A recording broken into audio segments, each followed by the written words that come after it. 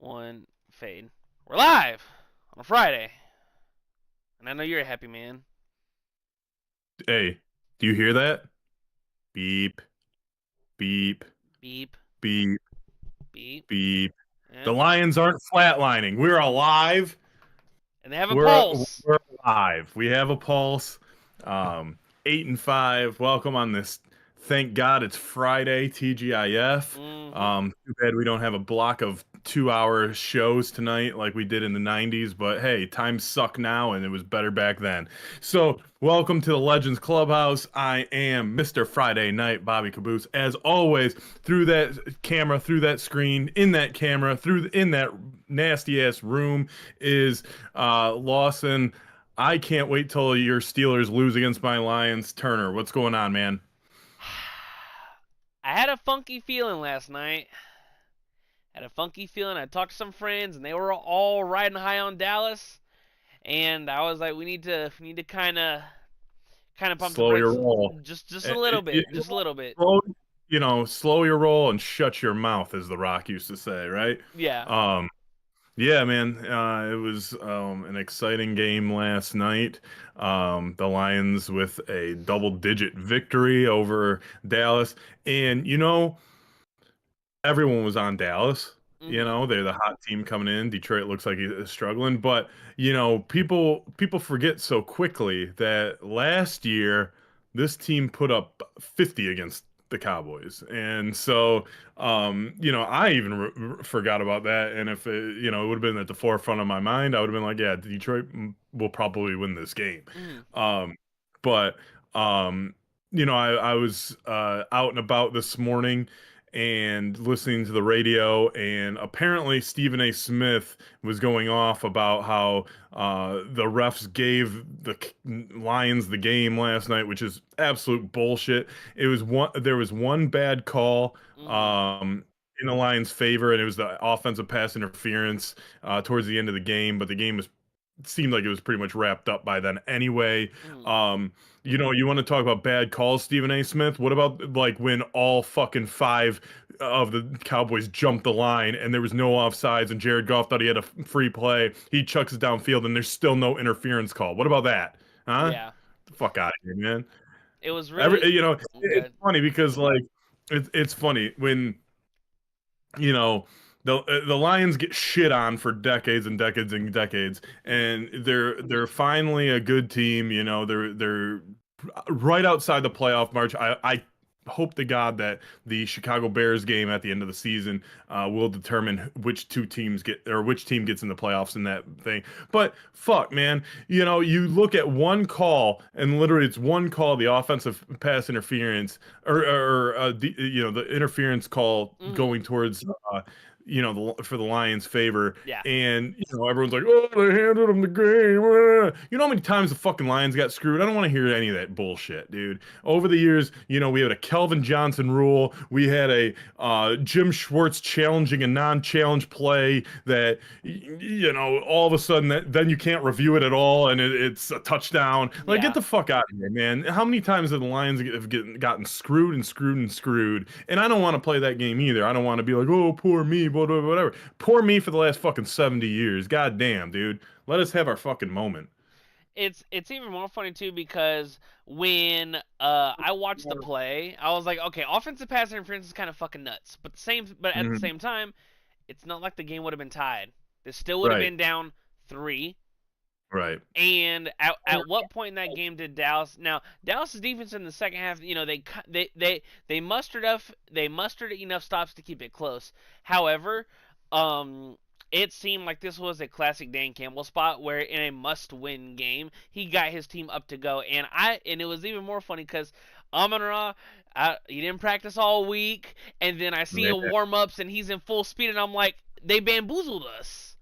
If And if I was a betting man, yeah, I would have taken the under all day on St. Brown because I thought he was just going to be a decoy. I mm, was like, okay, this is going to be a big game for Jameson. This is going to be a big game for Tesla.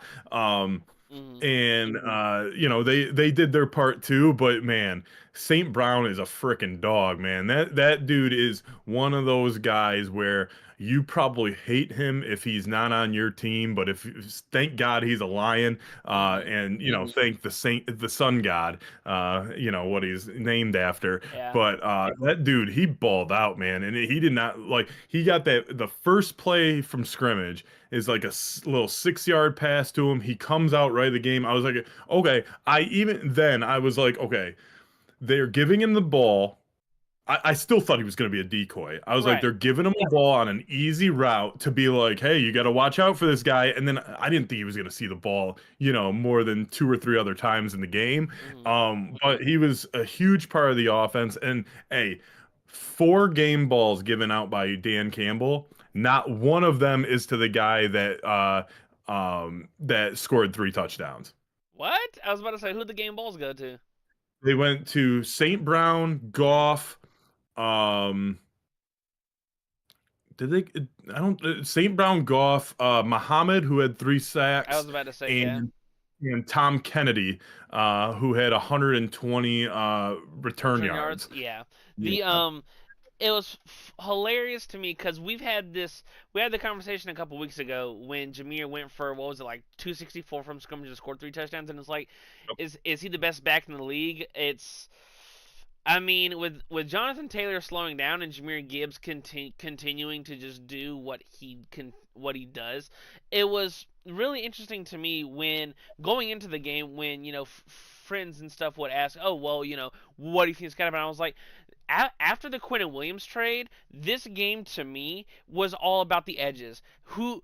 If Jameer Gibbs and the Detroit Lions can get to the edge and can dominate in space, and I think Jameer caught another 7 passes, which once again, get the ball in his hands any way you can, and he was a beast last night. It was even more funny because the 35-yard touchdown that David Montgomery scored, I was multitasking. I was watching the game, but working on something else, and I looked over and saw the handoff, and just saw him run up the middle, and I went to continue to work on whatever I was last night, and then I looked back over, and it's him and David Montgomery in the end zone. I'm like, what the hell just happened?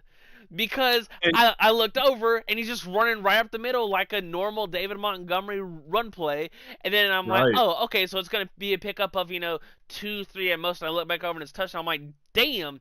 And when you really have those two, being as dominant as of a 1-2 punch as there is in the NFL, it'll wear you out because it's genuinely just it is like to compare it to another Detroit superstar. It's like, oh, I gotta prepare for Scooble's changeup because it's his number one pitch, Mhm. but then he'll heat you up with 103 right on the corner. Like that's the difference between going from your changeup and power in David Montgomery to just a all out knockout blow that Jameer Gibbs is. Right, and Gibbs only had a 40 some yards on the ground. He had 70 in the air, Mm-hmm. or so his all-purpose yards were over 100.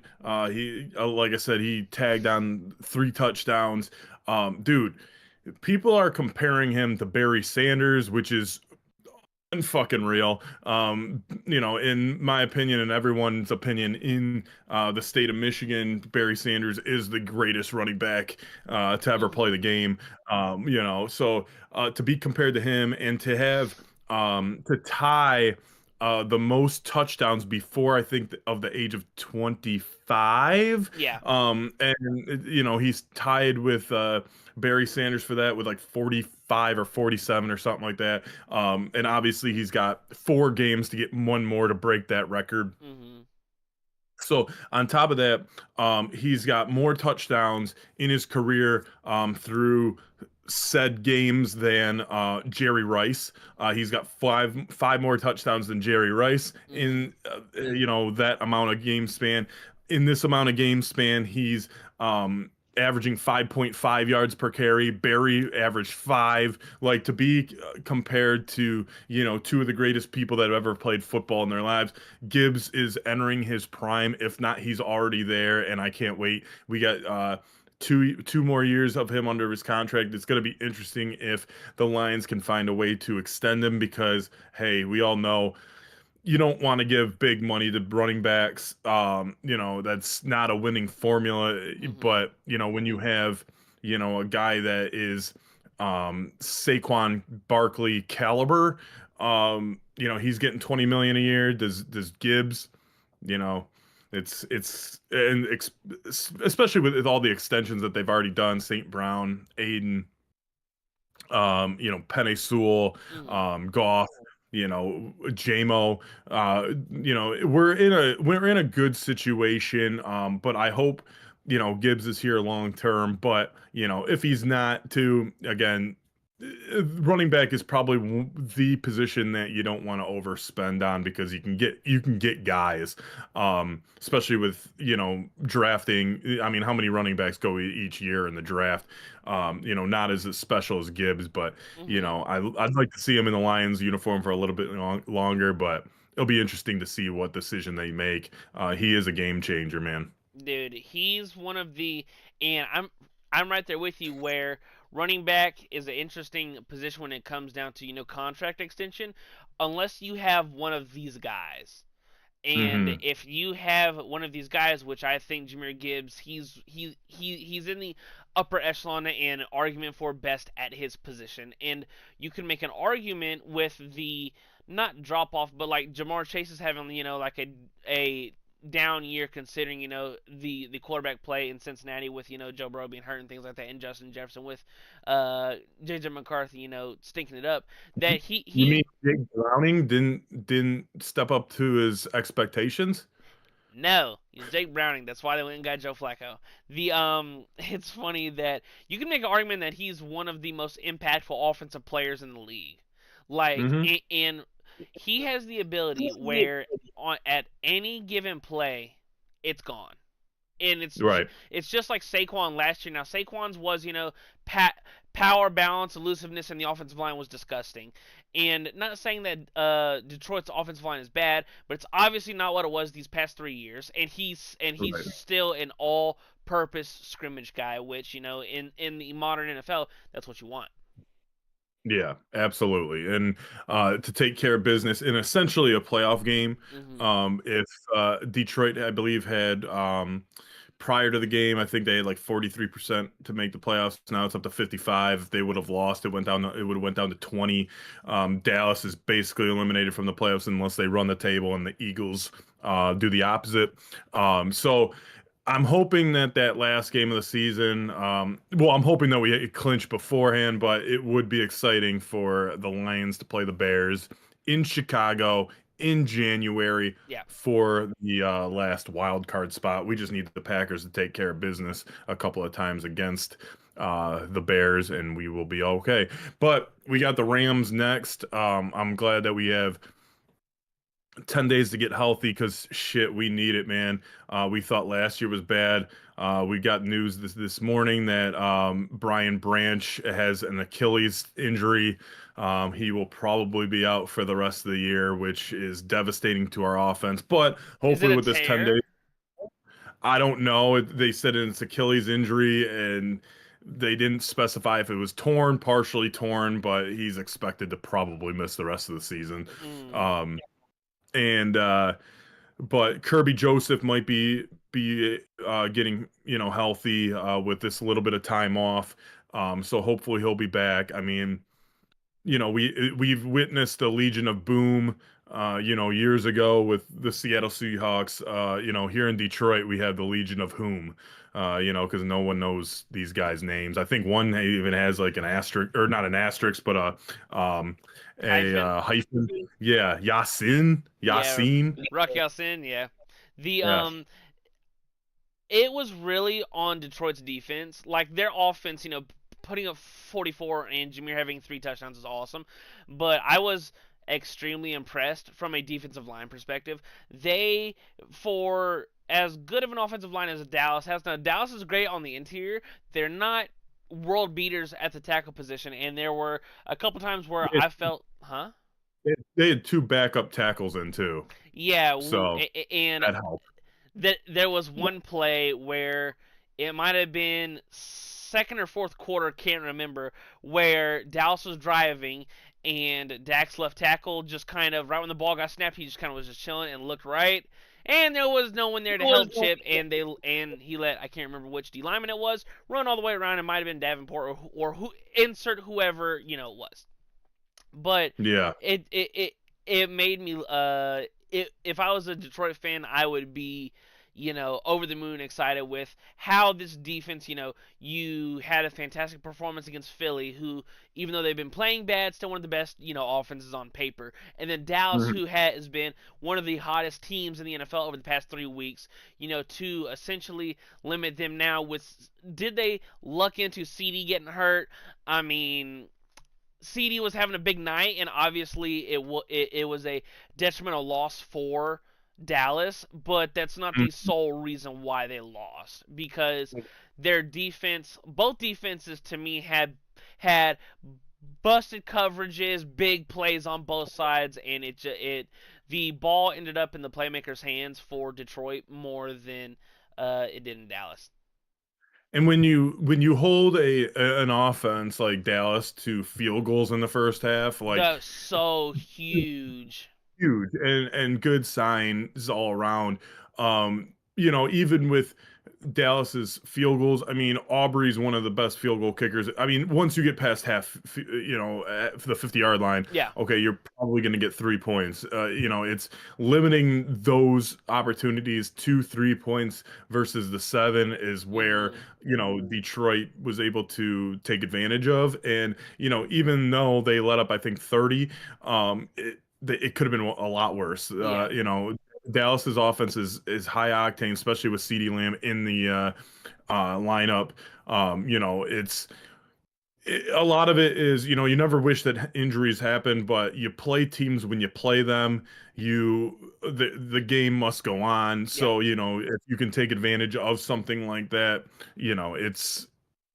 it's the opportunity that presents itself in front of you. So, Detroit comes away with a big win. Mm-hmm. They still have a lot of work to do to get into the playoffs, but with a tough schedule, with the Steelers, Bears, and Rams still on their schedule, and then I think they have one cupcake game, Mm-hmm. but they got to go 3-1. I mean, it's 2-2. I don't think is going to be good enough. If they can go 3-1, and one of those wins, if they could be against the Rams, that would help. I mean, if San Francisco can get into that, division leader, or Mm-hmm. Seattle, and you have the tiebreaker against the Rams, that could be huge. Mm-hmm. Especially when it comes down to, because when you look at all the teams that they're chasing, it's like San Fran's 9-4, Green Bay's 8-3-1, Seattle's 9-3. You are essentially a game to 2 games back, because I don't see Seattle slowing down with the rest of their schedule. And with Green Bay, it's kind of a cross your fingers with Chicago, because on how dominant you guys looked against Chicago in week 2 or 3. I don't Yeah, know. Don't it was remember week which one. two. Yeah, but uh, These are week two Bears, right? That's what we've been talking about uh here in Detroit. right. We caught it's again, you can't determine your own schedule, and you Mm-hmm. can't determine when you play these teams. You just kind of have to luck out. So we lucked out on playing Chicago when they were still figuring things out at the beginning of the season, Yeah. and now they're rolling and they find a way to win. But Mm-hmm. again, with Dan Campbell's mentality, he's going to take every game against Chicago personally, and Mm-hmm. that's a good thing for us. We are going to be able to hopefully stomp Chicago into the ground and kick the little fucking smile off the shirtless Ben Johnson. Yeah, those scenes in the locker room when he's damn near getting Chris Boshed, and there's water or whatever was getting spewed everywhere, and he's shirtless, hype as hell with the team.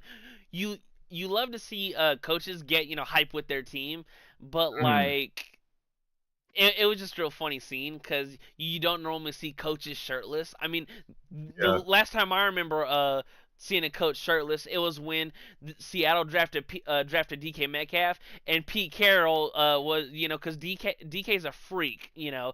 and there were all the pictures surfacing of just how ripped he was, and Pete either they met him either I can't remember if it was after he was drafted or like at a preseason workout thing, but in one of the board meetings, Pete, being Pete, full of energy and life, even despite him being in his late 70s, took his shirt off and was just trying to be goofy and hilarious with DK. But Isn't DK the one that had the like ridiculous uh diet of like basically a just eating bat gummy bears? a bad yeah, there was a clip of him and Kevin Garnett, and they were doing like a sit down, and he was like, yeah, I eat like a bag of candy a day, and then Kevin Garnett is like, what you mean a bag of candy? He's like, dude, I love gummies. So Yeah. mm-hmm, I thought 100%. that's like all he ate was like just gummy bears for meals. I And I'm like, mean, dude, you're fucking ripped. Like, like, okay, like, not to sound any kind of way, but if you mm-hmm. lined up every NFL player and had them take their shirt off, DK is, on a whole nother level than probably anyone else in the league. He looks like a Greek god, I know. and it's like whenever you see athletes and stuff, ripped like that, it's like, damn, dude, it's like you don't look real. No. You don't look real, I'm like, but dude, I'm. you ever had a cheeseburger? Like, shit, man. If I you, like I like to enjoy what I eat. have you ever had Mickey D's? Yeah, I just had two loose burgers from the Coney Island. So I had some ground beef and some chili and some mustard and some cheese fries. It was amazing. Did you think DK ever had some cheese fries? Probably not. Probably not, but speaking of DK and Pittsburgh, we have a tough challenge this week in Are they Baltimore. four wins yet? Huh? Are they more than 4 wins yet? Yes. Oh man, they exceeded expectations. Your expectations, but Or it's funny expectations. because the back in my day, Ravens week was Ravens week. You buckle up 2 chin straps and you get ready to punch somebody in the mouth. Flatly, that's it. And this rivalry hasn't had the same feel to it, and especially with an AFC North that, in my opinion, has been a crazy letdown. I expected Baltimore and Pittsburgh. Now, was I being a little bit of a Pittsburgh, not homer because I'm not from there, but a fan of my team? Yes, I thought we would be, huh? Little fanboy. Listen, when it's your team, you can fanboy a little bit. I thought both teams would be, in lockstep, but not 6-6 in lockstep. I thought, we'd be, in that, 8-9 wins at this point in the year. A rip and tug battle for the AFC North, and the battle is still there. But the thing is, it's both these teams. Like, it's funny because going into the year, the AFC North was one of the divisions where it's like, okay, I could see 2 playoff teams. Now it's like, fuck, if you're not gonna win the division, then you're probably not gonna get in. 5-12. Huh? Win the division at 5-12. So listen, someone's got to win it, and if we all go 5-12, hopefully my team's got the tiebreakers, But going into Baltimore, if we get bullied again, last time we were in Baltimore, Derrick Henry ran for 240 whatever in the playoffs last year. So I expect this week it is a double, hook both chin straps up and get ready to punch Baltimore in the face. Now, they're in must win too, Yeah. because Thanksgiving night and they lose to Joe Burrow's return. Like, the Bengals defense has been bad for the majority of the year, even though they have been better as of late. That's still an unexcusable loss. And do I Yeah. think they're going to turn the ball over 5 times? No, I don't. Lamar returned to practice yesterday for the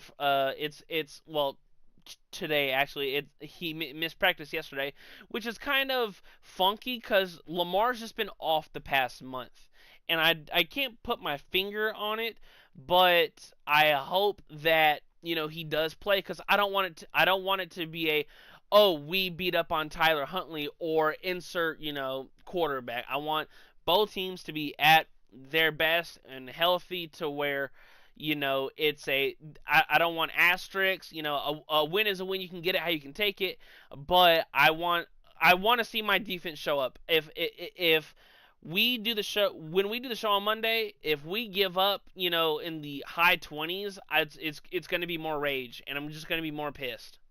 I feel like we're gonna see sad boy Lawson on Monday. Yeah, 'Cause, and you there's a know, the chance. Ravens. I think the Ravens are overall a better team. Yeah. And if both of them are fighting for the division crown, and they know that there's probably not going to be a wild card team coming out of the North, Hmm. this is a must win for both teams. And I just think the Ravens have a little bit more talent than your bum ass Steelers. But um, you know, Aaron Rodgers is just being old. And I hey, maybe. I wish it was the last game of the season, but it's not because if what well maybe I'm gonna just throw this out there. Maybe. Maybe Kirby Joseph comes back for the Lions.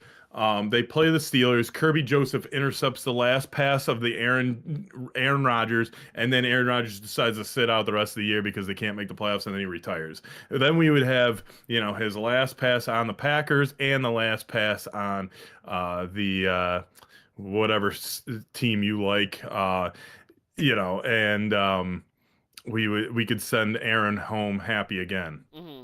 Well, and it's funny because the last couple years that I can remember, our last game of the year has been like an in Baltimore game, and this year we're hosting Baltimore in the last game of the year. So, not saying we can't get our lick back if we lose this game, but it's like, okay, we have Baltimore this week, then I think we host Miami on Monday night, and then we got Detroit. So our one lap game is hosting Miami in middle of December. So Mhm. it essentially doesn't get any easier from this point on, because it's the majority of our tough games were obviously in the middle of our schedule, but you still got Baltimore two more times. You got Detroit, so there are no games left to be wasted. So they need to take every opportunity into putting their best foot forward, and hopefully, Is it? huh? I was gonna say, is it weird for you to be like, yeah, we have Detroit left, like as like a threat? Is that weird for you to say? Because it's weird for us, like like us being good, like people have such high expectations now for the Lions, and it's like, dude, 4 years ago we fucking blew dick, like You gotta be and like grateful. yeah, and then like 4 years ago it was like 70 years of blowing dick. And now everyone like tries to forget about that and they're like, oh no, the Lions are good, Hmm. like I just from an outsider's perspective, with your team being the Steelers or whatever, I'm curious to hear if, it's weird for you to say like, yeah, we got the Lions left, man. It's a tough game. I mean, last time we played Detroit, I mean, it was in Pittsburgh and we tied. And then Yes. and then it was even more funny because I remember watching the game. I'm like, I think at that point they were like 0-8 or whatever it was, because I remember it was like the COVID year, and Mason Rudolph, I think it was like a little flat route to Pat Frymuth to just get in field range with like 30 seconds left, or however little time it was left, and he fumbled on the sideline, and I'm like, we just tied to the winless Lions. Are we fucking Oh for yeah, you real? did. And then the time before that was when Juju was a rookie and he had that 97-yard touchdown. Like, it was funny because I remember that week. That was when it was before Juju. It was before Juju could drive, so he was Pittsburgh famous for biking everywhere. And that week someone You stole his. couldn't drive. No, he couldn't. At at Why, at, at, why couldn't he at drive? the huh? Why couldn't he drive? I have no idea, but he was biking everywhere, and it's funny because they were in Detroit and someone stole his bike, and Oh yeah, we did. Fuck out of here, man. what made it even more funny is after he scored that 97-yard touchdown, you know how they have like the workout bike on the sideline to kind of stay loose. He went over to the sideline and threw a chain over over that bike to be like, all right, give me my just this little whatever. And once Yeah, again, because that game was a nail biter too. he should be shocked that his bike wasn't still there on cinder blocks. Fuck yeah, we stole his bike. Get the fuck out of here, man. You can't be an outsider and ride around Detroit. Fuck out of here. We don't we Listen, don't we don't, we don't take kind to that folk. they might even steal your fucking porch in Detroit. I don't know, man. Nah, though, but I got two torches. A front one and a back one. Yeah. No, uh, they're just side at the front of the house. One yeah. doesn't lead to anything. They're just, I just collect them. I just collect them. To answer your original question, I mean, as of 3 years ago, when Detroit was in the NFC Championship game, I was like, okay, well, there's too much fucking talent on this team to go away, so you might as well Mhm. embrace the fact that Detroit's now just one of those teams.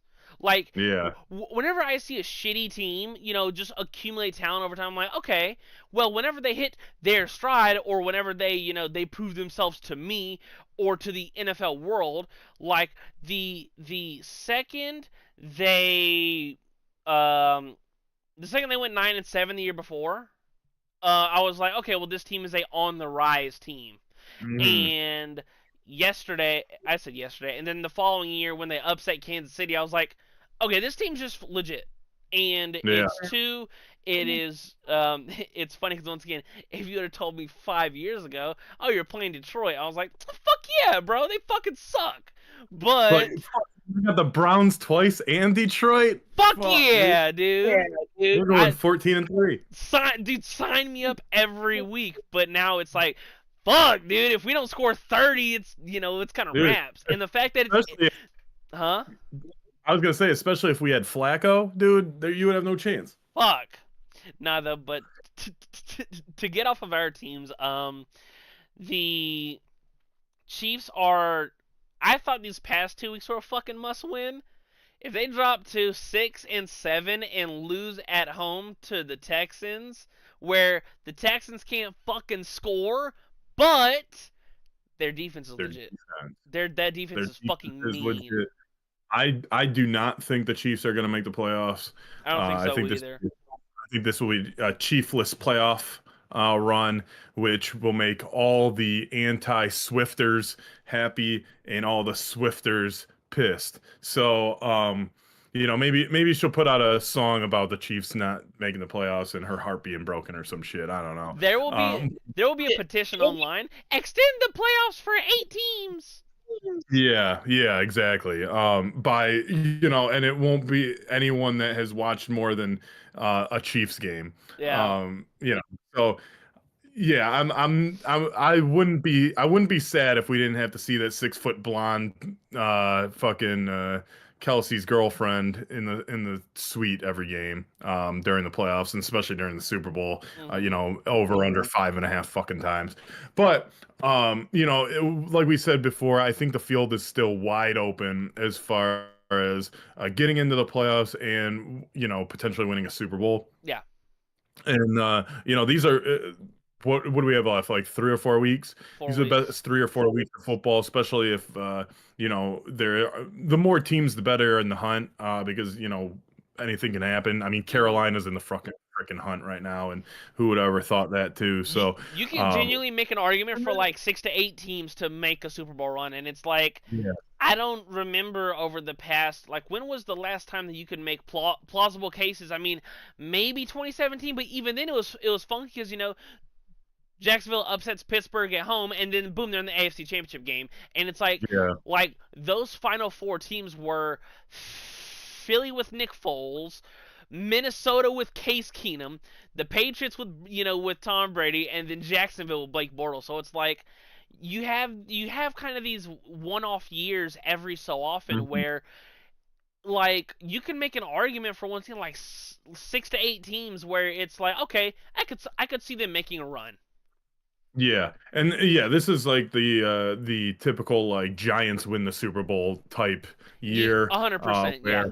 or Baltimore and Flacco, or name your Nick Foles and the Eagles. Like Mhm. it's gonna be probably someone that's not on a lot of people's radar right now, and Yeah. you're like, oh shit, they did have a good season and they were able to get to the Super Bowl and win it, which kind of puts me at like, okay, what are the Super Bowl ratings going to be? Because big stars, bring in the eyes, Yep. but some people like me, or I know other people like this, like they like to just mix it up and they're like, all right, well, I want to see a team that hasn't been in it, but with the dynasties, it's like the evil superhero or evil villain, someone's got to take down, and that gets a lot of ratings too. So it's Mhm. curious to like, because I always joked around, if the Browns and the Lions made the Super Bowl, who the fuck would watch it outside of, Lake Erie? Um, Right. but it'd probably be the lowest rating Super Bowl of all time, even though one would be crowned champion for the first time. No one would give a fuck outside of Lake Erie or a radius out of Lake Erie at Lake Erie. So, we'll Mhm. see. But I'm just glad that my Lions have life. So much life. And so much life. 55%. 55% to over 50. So much life. It could kill a small child. So much life. Yes. Yes. But It might be easy to kill a small child. I'm not gonna do it, but I think it would be kind of easy. nice. I love. I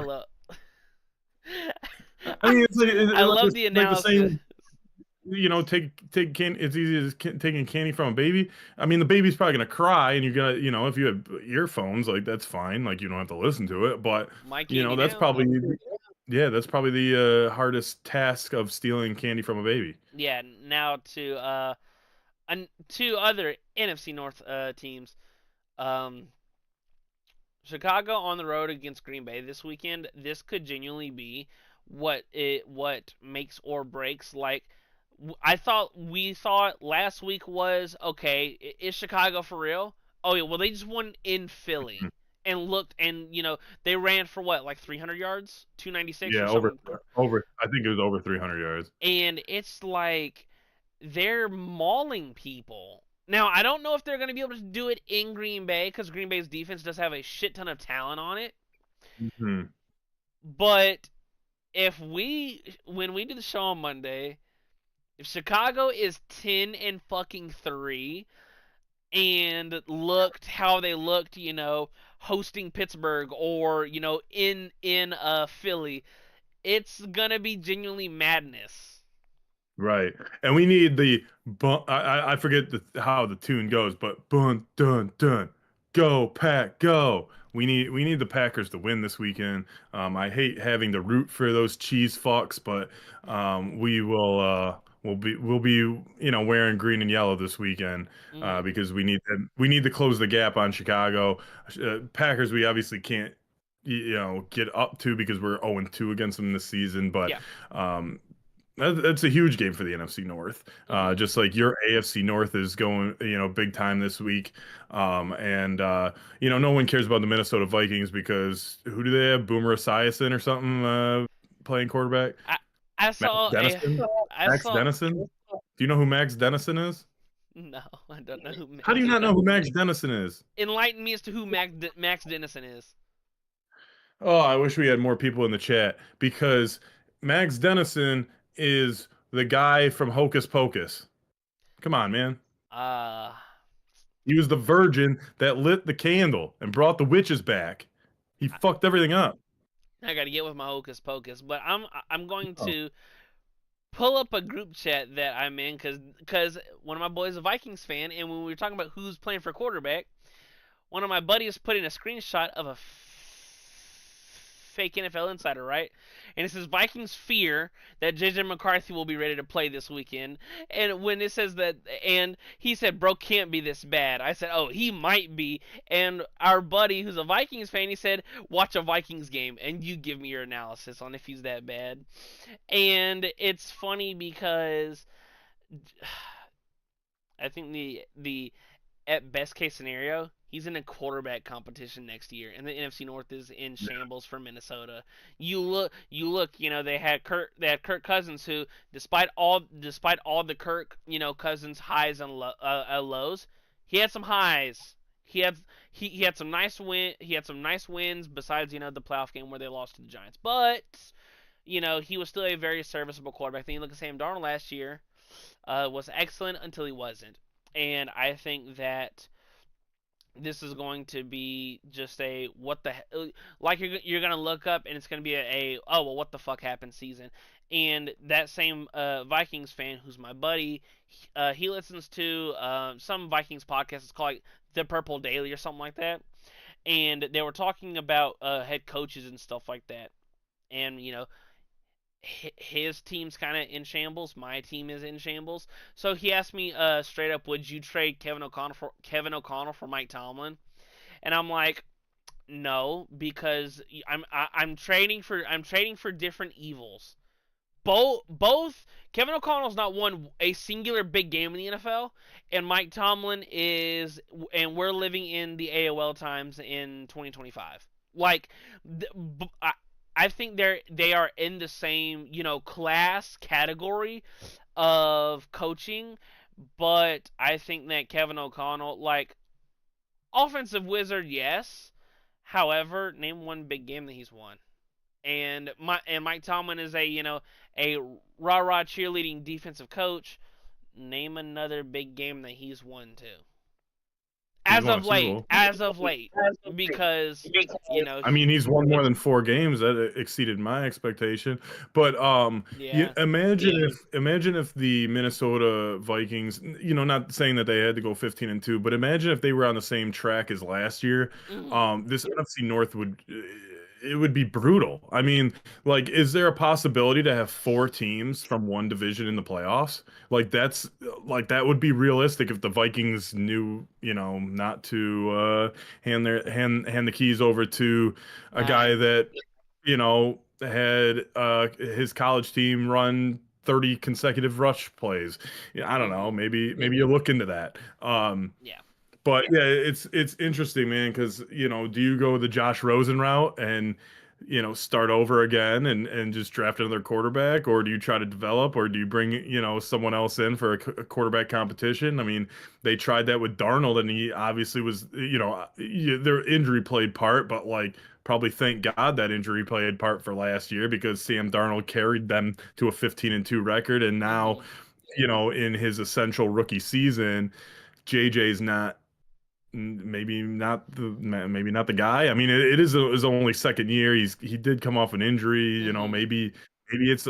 I don't pay attention enough to the Vikings. We might have to get Greg in here to talk sometime. But could this be an offensive coordinator issue? Could this be a scheme issue? I don't know. I don't pay attention to. I mean, I know JJ lit us up, out of fucking nowhere, but one of the things that Bill Belichick was great on whenever he would draft somebody, it was maximizing what their player can do. I'm not going to worry about what they can't do. I'm going to worry about what they can do and put them in positions to maximize their talent. Kevin O'Connell drafted a quarterback that does not fit his style of offense. Kevin O'Connell calls plays, and Kevin O'Connell wants to throw the ball 35 to 42 times a game. Flatly. Yeah. And JJ McCarthy's not a quarterback that can do that. You think you would think because you have Justin Jefferson, who was a quarterback, a flawless quarterback receiver. What do I mean by that? It doesn't matter who his quarterback is. He and then you look when he has JJ McCarthy, and I remember there against Chicago there was a pick he threw, and JJ was just so lethargic. And it's just like, dude, are like, what the fuck are we doing?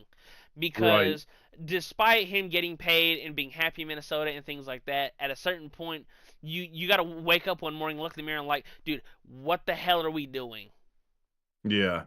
Justin Jefferson, you made a good point. He's he's a dog and a diamond at the same time because whoever's playing quarterback, man, woman, or JJ McCarthy, he is a quarterback's best friend. 100%. So he is, even if he's not open, he's open. You can, just throw it to him.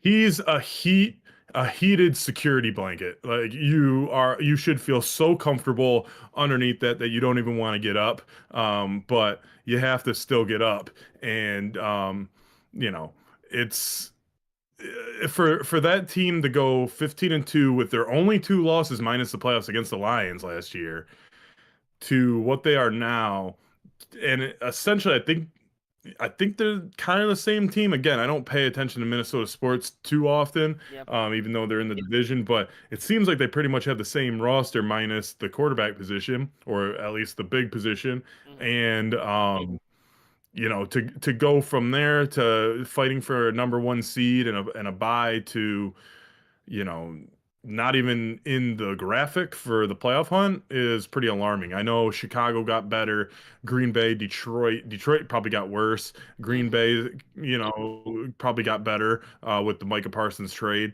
but still, you were competing with these teams and beating these teams last year, minus Detroit, and now you can barely compete with anyone in your division. Let alone the fucking NFC or NFL as a whole. So, Yeah. good luck with the Minnesota Vikings on their future because, Mm-hmm. again, this could be Josh Rosen 2.0 of, all right, we got a high draft pick. Let's fucking draft another quarterback. I remember, I'll never forget. I was watching the Josh Rosen draft with one of my boys, and he's a Cardinals fan, and he wanted Josh Rosen so bad. Um, I think one of Josh Rosen's nicknames too. It was funny because we were just talking about this a couple weeks ago. It was like the Hebrew Hammer or something like that because he was Mhm. he's Jewish, which is an insane name but nickname, but it's funny.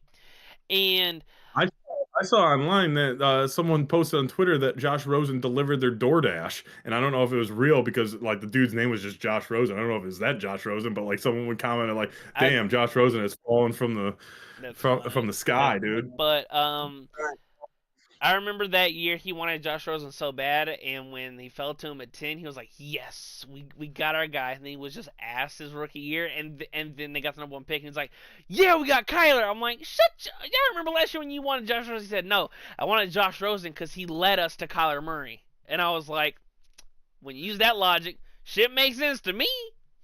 Right. That's when in the NFL, like, at what point do you have the self reflection and recognition to pivot? Yeah. If something isn't working, you pivot, and it's not the end of the world. Unless you draft somebody number one, I can kind of understand a little bit more leeway. But I Mhm. drafted you like they took JJ what 10th, 12th, somewhere around there. We said this the other day. It was between like 9 and 12, I think, Out 9 and 13, somewhere there. and if you draft him, just outside of the top 10 or around there, at what point do you pivot? Because you cannot, with a sound of mind, roll him back out there as QB1 and like insert random veteran. I don't if it's a quarterback battle, I don't think he beats out Carson Wentz coming off of a season-ending injury from this year. I don't think he beats out Jameis Winston. I don't think he beats out No. a lot of guys. If I was Minnesota, I would go after Jameis. There's Jameis is it's hard to believe that Jameis isn't a top 32 quarterback in the league. He Like it really is. because He's not a starter as of right now, but there are not 32 quarterbacks better than Jameis Winston. right. I completely agree. And Minnesota, it might be one of those teams that, you know, Jameis comes in and, yeah, you might get 20 interceptions on the year, but he's going to give you more wins than JJ. Right. He's going to make you competitive. Hmm. Um, And so exciting. yeah, it'll be interesting because obviously the Giants are going to keep Jameis because of Jackson Dart. It's going to be interesting where he goes. If he Hmm. goes to a spot that he actually gets a chance to start versus what he's done the last couple years is kind of come in and like knowing he's going to be a backup and then getting some playoff time or not playoff time, but playing time Every now and at again. some Yeah. season. Yeah. Um, I know you're in. I brought this up before the show, and you were like, "Who gives a fuck?" Because we play indoors and there's turf and all that jazz, anyways. But this morning, the NFL, they introduced a new field surface standards for that all teams must comply by the end of 2027. And it says the NFL will implement a program requiring teams to choose a field surface that will come from a library of approved and accredited NFL fields. What my question is what took so fucking long? MetLife has been hell for everyone. If they're not choosing to do blue turf like the Boise State Stadium, then I don't care. Or the color of like Coastal Carolina The teal Stadium, color. I don't care. Grass, fake grass, turf, whatever. It looks green. You paint it. You play on it. I don't care. I, Water it. I don't know. Have some dandelions out there. You know, you have JJ McCarthy might be picking dandelions by the end of the year. Who knows? that's He funny. might be one of those I uninterested just think kids it's in right field that you just throw out there because, hey, buddy, we need to play everyone equally, and you're still going to get a participation trophy. But hey, hmm we're not going to play you in any kind of big scenario, and we're going to tell your parents to shut the fuck up and let me run the team. it was just really So it was just really noteworthy to me because with all the major injuries that I'm now, am I picking on MetLife? Yes. Count the amount of ACLs and big injuries that have happened on that field. You know, like, did it really take Malik Neighbors to? Was he the straw that broke the camel's back? Or has this been hey, something that's been working, in the works for a long time? no, Um, it's one of those things like the Tom Brady hit rule, like you can't hit him underneath the knee now. mhm. It's shit like that. Like if Malik Neighbors was Sterling Shepard or name your random fucking player, Wouldn't have then mattered. this shit don't change. It's because it happened to him, hmm that the NFL It's looks at, also which is ridiculous anyway. But that's a good um, example too of like the Tom Brady or like the Aaron Rodgers thing because I remember in 2000, what was it, 15? It might have been like 16 where Anthony Barr like sacked him and he crunched his and broke his collarbone and it's like yeah, okay, now we're gonna implement the body weight rule, which I remember when right, they first implemented it. I'm like, yeah, buddy, let me just move my body weight out of the way. Like, my right. bad, dude. Yeah. Let me get liposuction before the game so I'm not as heavy. Like, get the fuck out of here. I understand the trying to pull up, but yeah, at a certain point, I'm like, dude, I'm fucking, if I'm sacking somebody, yeah, let me try and just barrel roll off of them so I don't, so Question I'm for you. scared. Yeah. Where did Cade Cunningham go to college? Did he go to Oklahoma State or Oregon State? Cade Cunningham? Yeah. I don't Did he go? remember. Look that up real quick for me. I got Can you you. look that up real quick? Are you about to, I think it was Oklahoma State. are you curious because of what he was saying in the pregame? Yeah. Cunningham college. He went to Oklahoma State. Okay, so he goes to Oklahoma State. Obviously, it's close to Texas, right? He said he was rooting for the Cowboys, and people are like, "Oh my God, I can't believe he said that. He's a Detroit Piston, blah blah blah blah. He should be, rooting for the Lions, dude."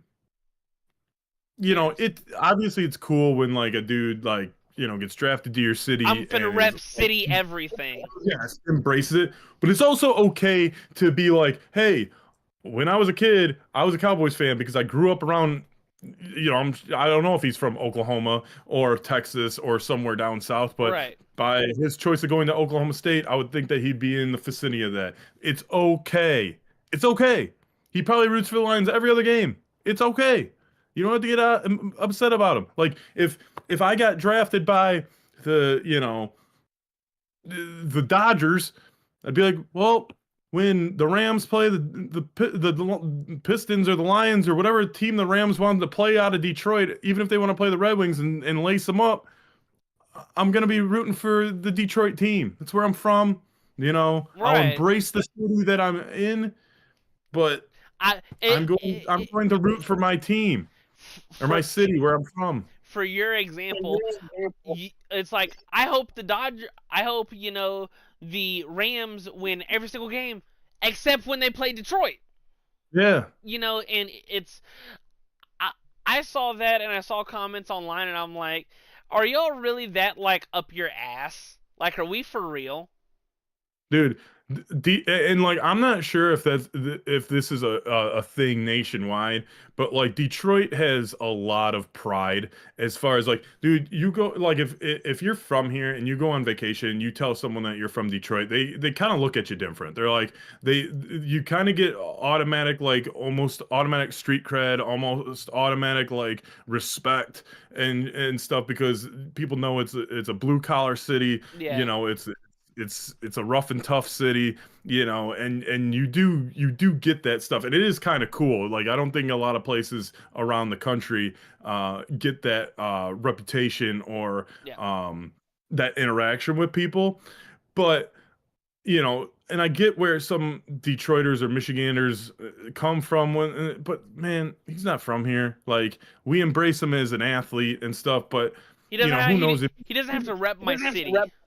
yeah, he can rep the Pistons. It's cool if you want to rep the city. If not, man, like dude, you're here as an employer. Like, yes, we want, you know, but it's just like Ben Wallace, dude. People like, I mean, you should have seen this city turn on Ben Wallace when he signed with the Chicago Bulls. I was like, Jesus Christ, man. He's out to get his money. We didn't want to pay him that much. Like, fuck, dude. He was See ya. he won defensive player of the years and won a championship. Yeah. So like Like, why and I wish I could remember the hockey player that said that, but he was like, why you have to be mad? It's only a game. yeah. You know, it's like Probably if freaking off. I don't know. He got a lot of shit for leaving here too. I'm like, man, like you go get a big contract, go get a big contract. It's not, you it's know, not it's gonna not hurt. like we birthed you. It's not gonna hurt my feelings. And once again, if you go get your bag, go get your bag, but just don't shit on my Yeah, team. Like you know, don't leave and say, oh, I like the way we do it better here than we do it better there. All right, then, right. dude, fuck you. But Yeah, you know, if you leave just to go get your money, you know, it's like, hey, dude, I get it. right. I might do the exact same fucking thing. You know, Right. so, And on the opposite, I like on the contrary, I don't understand why people root for Stafford and Verlander after leaving here. Like, I'm like, dude, like he's not here they- anymore. He's not they're mine. not here. He's They not didn't do mine. it. Like Verlander at least got us to the World Series a couple times, but like I'm like, shit, man, you never won shit here. Like, why are you celebrating this dude? Like, yeah, he was great when he's on our team. He's not. Fuck him. It's like any other person. Hey, you if you ever see a Bronx Tale, Yeah. you know the kid says, I believe it's Joe DiMaggio because the kid's Italian. So you know, it was one of the you know famous Yankees, Yeah. and you know his mentor or the guy that he looked up to the most was like, hey, you know, if your mom and dad can't pay the rent, you think Joe DiMaggio is going to show up at your house and pay your rent? No, No. man, they don't give a fuck about you, so we'll give a fuck about them. So Yeah. that's why you root for the logo and the name on the front instead of the name on the back. That's a good point. I was gonna say, there's been times, you know, over my fin. Oh, Why are we getting the call? I have no idea why we're getting a call. There have been times and things where, and once again, for viewership, I apologize. That was very, you know, funky. The there have been times in the past where players would leave my team, and then I'd be like, okay, wish them well. They're not mine anymore. Right. When Le'Veon Bell went to the Jets, I was like, you held out the whole year for money. You got your money in New York. I hope, you know, Right. hope it's well, but you're no longer on my team. So I tip my cap to you. Now, Yeah. because we only have 2 more minutes left, I know you're not a basketball guy, but there's something that I want to discuss real quick. Yeah. Can y'all shut the fuck up about LeBron's point streak being over? Like, Wait, he had a point streak? he had the most consecutive games of scoring 10 or more points. And he passed Michael Jordan in like 2017 with it at like 860 whatever. And LeBron's Mhm. only extended it since then to 1,297 games, and he finished last night with 8 points, and he shot like shit. But it was funny because, and this is where the LeBron haters, and I know you are a LeBron hater, but the thing that makes me laugh is with the game on the line, tied at 120. LeBron got the swing pass from Austin Reeves, drove into the lane, and instead of forcing the shot, he passed it to Rui. Hachimura, and he hit the buzzer beating three, and the streak ended, but the Lakers won. And it makes me laugh that people will. Listen, if you're in the mindset where the best player has to take the last shot, I don't give a fuck. Then I don't agree with your thought process, but I understand your reasoning, because there are some people that are like, okay, I don't give a fuck what the play is. I am the play. But for LeBron to make the play and make the pass that he's made his entire career, like, he's always been, to me, the if I have the best shot, cool. If somebody else has a better shot, I'm gonna make that pass, and I'll live, make or miss. And it's funny that, if LeBron would have took the shot and missed it instead of, making the pass, it's, oh, LeBron was trying to, he was worried about, to continue his record, and worrying about his own, titles and records. But he makes the pass, and if Rui misses the shot, then it's, oh, LeBron was too scared of the moment to rise up and try and, score.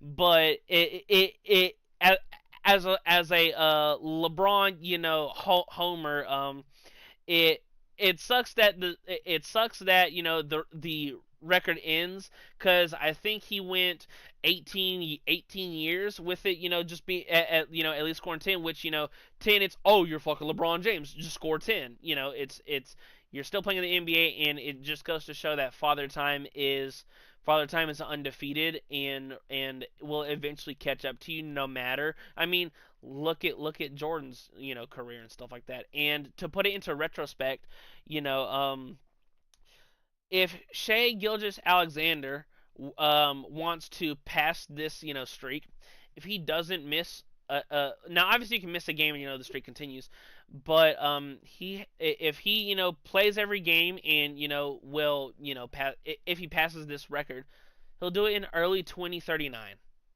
Like, that's how far this record is. And I'm just seeing a lot of shit on social media. So it's like, you fucking, these LeBron hater motherfuckers that take it to, like, the extreme. And it's funny because they played in Toronto, and there is a Twitter account, and his name is Barry McCockiner.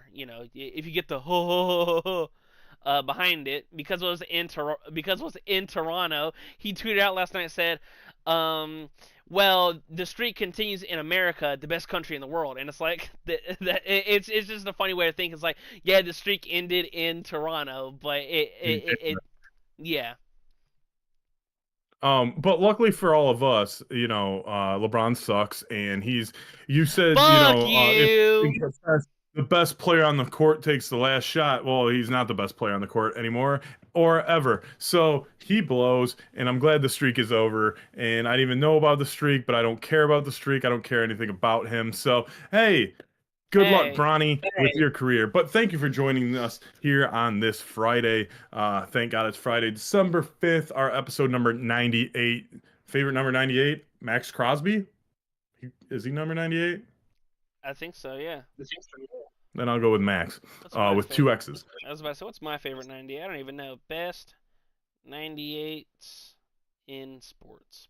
Please don't be like shit that happened in the year 1998. Robert Probably. Mathis to. Oh, this is a good one. The Goose, Tony Saragusa. Tony Saragusa. So thank you for joining us here at the Legends Clubhouse. We are Mm-hmm. live Monday, Wednesdays, and Fridays at 12:30 p.m. Eastern Standard Time. Um, Go check us out. We're on our YouTube New Leaf channel, so go hit subscribe on that. Go to newleafnews.com/.network. Both of them take you to the same great site. We have daily content, whether it's sports, entertainment, gaming, horoscopes, murder shit. We got it all. There's something for everyone. Check out one of our writers, Zach's newest or latest article about Netflix apparently acquiring Warner Brothers, Mm-hmm. which is huge. So go check out the details in his article. It was just posted today. So go check that out. You can find us at New Leaf News on Facebook, Instagram, TikTok, X, and Blue Sky. You can check myself out at Bobby Caboose on Instagram, on X. That is at underscore at Lawson underscore 1226. Hey, Hey. 21 days away from your birthday. Kind of nuts. Time fucking I know, flies. man. I'm starting to light the candle now and just letting it burn. So And make just sure you letting it clear off his burn. Amazon wish list, like we said. I mean, I've been saying this for like 6 months now.